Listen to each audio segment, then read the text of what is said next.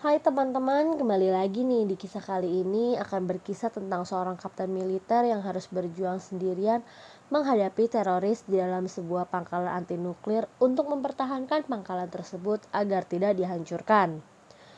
Oke, kita langsung aja ke alur ceritanya. Film dimulai dengan sebuah serangan nuklir milik Amerika yang bernama Benteng Greely.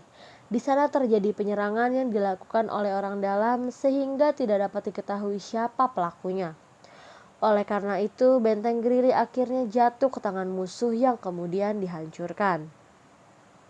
Scene berpindah ke tempat penghalau serangan nuklir yang terakhir, yaitu SBX-1. Di sana datang seorang kapten militer bernama Joanna Julia Collins, biasa dipanggil JJ. JJ merupakan mantan anggota SBX-1 yang dulu dipindah tugaskan. Sekarang ia harus kembali lagi ke tempat itu karena suatu masalah. JJ kemudian diminta untuk menemui Kolonel Marshall, pemimpin dari SBX-1, untuk melaporkan kedatangannya. Setelah itu JJ masuk ke dalam kamar yang sudah disediakan. Tidak lama kemudian, Kolonel Marshall meminta JJ untuk ikut bersamanya, sambil membawa senjata untuk berjaga-jaga karena mereka dapat informasi kalau Benteng Greely telah dihancurkan. Di dalam ruang kendali utama, JJ bertemu dengan Beaver dan Rahul. Mereka adalah operator yang bertugas untuk meluncurkan roket yang menghalau serangan nuklir yang memasuki area Amerika.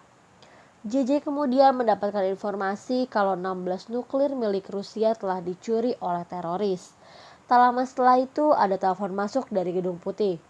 Mereka memberikan sebuah video yang memperlihatkan seorang teroris yang mengatakan kalau Amerika akan dihancurkan dengan serangan nuklir yang mereka dapat dari Rusia.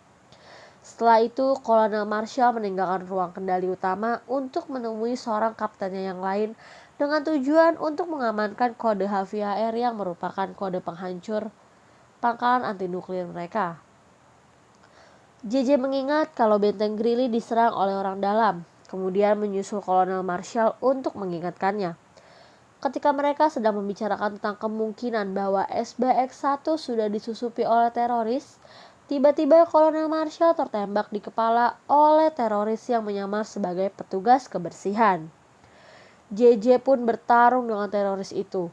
Setelah memenangkan pertarungan itu, Kapten JJ kemudian membuang kartu ID Kolonel Marshall yang tadi dia ambil dalam cairan asam milik teroris yang tewas itu. JJ kemudian masuk ke dalam ruangan kendali utama, lalu menutup pintu masuk yang kedua. Di dalam ruangan tersebut, salah seorang teroris yang bernama Alexander Castle menghubungi JJ, meminta untuk dibukakan pintu untuk masuk ke ruang kendali utama. Namun JJ menolak sehingga Alex meminta anak buahnya untuk membuka paksa pintu menggunakan mesin las. Setelah itu ada panggilan dari Gedung Putih yang menanyakan status mereka saat ini. JJ kemudian melaporkan kalau SBX-1 sudah tersusupi oleh teroris. Pihak dari Gedung Putih kemudian mengirimkan bantuan, tapi akan tiba sekitar 90 menit kemudian. Tak lama setelah itu muncul salah satu teroris dari jalan keluar darurat. Kemudian JJ bertarung. Tak lama kemudian juga Alex berhasil membuka pintu yang pertama. Tak disangka, ternyata Beaver yang terbangun dari pingsannya adalah anggota dari para teroris itu. Untungnya mereka tertembak di bagian rompi anti peluru. Setelah itu JJ dan Rahul diikat di kursi. Kemudian Alex melakukan siaran langsung ke semua media di Amerika untuk memberitahu alasannya ia akan meluncurkan sebuah nuklir ke salah satu di kota Amerika. Setelah satu nuklir diluncurkan, JJ kemudian bisa melepaskan diri dari ikatan tersebut, lalu merebut salah satu senjata milik musuh. JJ pun bertarung. Setelah bertarung, JJ akhirnya berhasil menghentikan serangan rudal yang pertama diluncurkan itu. Sayangnya lengan kiri JJ tertembak dan itu membuat lengan kirinya sulit untuk digerakkan. Alex yang terusir dari ruang kendali utama kemudian memperlihatkan sebuah video di mana ayah JJ akan dibunuh oleh anggota teroris Alex. JJ yang tidak bisa berbuat apa-apa harus merelakan ayahnya terbunuh. Alex yang kesal karena usahanya sia-sia kemudian mengambil sebuah laptop milik Kolonel Marshall. lalu mengaktifkan sebuah kode yang dapat menghancurkan pangkalan anti serangan nuklir yang mereka perebutkan saat ini. Setelah itu, Rahul keluar melalui jalur darurat dengan tujuan untuk menutup katup-katup udara yang ada di bawah pangkalan itu. Setelah Rahul berhasil menutup katup-katupnya, Beaver menghampiri Rahul yang kemudian ia menembak mati Rahul. Di tempat lain, JJ menutup kaca yang ada di pintu masuk. Ia berencana untuk menjebak Alex dan kelompoknya. Di sisi lain, Beaver masuk ke ruang kendali melalui jalur evakuasi darurat. Di sana, ia tidak menemukan JJ.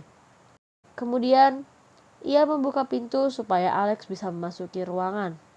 Setelah itu, Alex memerintahkan anggotanya yang ada di Rusia untuk meluncurkan 15 nuklir yang tersisa ke wilayah Amerika. Beaver yang melihat pintu menuju atap terbuka, lalu ia ke atas untuk memeriksa apakah JJ bersembunyi di sana. Di bawah ada Alex yang kemudian merusak tombol anti nuklir yang ada di ruangan itu menggunakan asam. Tidak lama kemudian, Beaver melaporkan kepada Alex kalau ia tidak menemukan JJ di atas. Alex yang mewaspadai JJ kemudian memeriksa setiap sudut ruangan yang memungkinkan untuk digunakan JJ untuk bersembunyi. Yang benar saja, JJ bersembunyi di sana dan anggota Alex terbunuh.